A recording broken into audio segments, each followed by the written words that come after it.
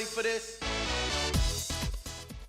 Up at the mountain are probably wondering where the hell I am at January 17th, 2016. But we're about to have a major meltdown here, and this is what's up. Frickin' sump pump installation, you know. Sump pumps only last so long, and once this meltdown gets started, under my house will flood if I don't have this sucker done. So stand by and I'll show you what I was up against here.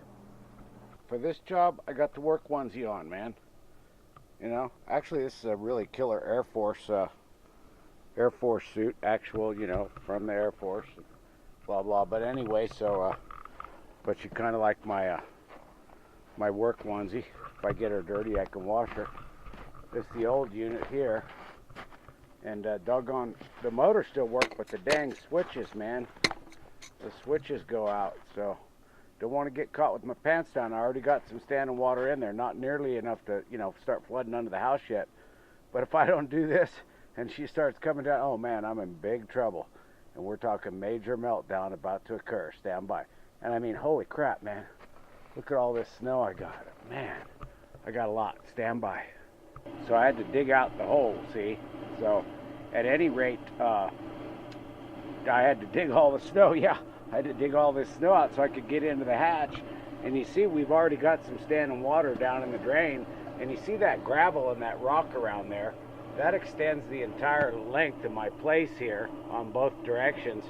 And it's like a French drain, but it's a powered French drain because I didn't want to try to French drain. And I'll turn around here and show you. It drains all the way back there. Way back there. There's a ditch at the bottom of that hill. That's probably a long ways away. Hard to see from here, but there's a drainage ditch way back there. And that's where it's piped off to. So call this son of a, let's call it, well, did I say already? It's a powered French drain. So, and that keeps under this place totally dry. And the first year I moved here, it was like almost 19 years ago. And the first winter we had a big meltdown, and I looked under the house and I said, holy crap, I got to do something. And I did this all by hand, man. Dug out the trench, filled the rock in. I mean, it was so much work I can't even tell you. I trenched the trench and put the pipe. Anyway, it was a lot of work.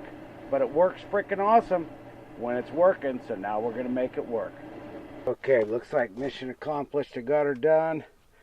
And the way this works is this thing's all drilled full of holes all over into the French drain, so the water comes into there. And I don't want it to get much higher than about here, but actually this thing's going to pump it out to about there. So that's about where sort of the old water line is. But so when this goes up, this floats up in the water. Puppy floats up, and then when it floats up, oh, she's a working, she's a pumping.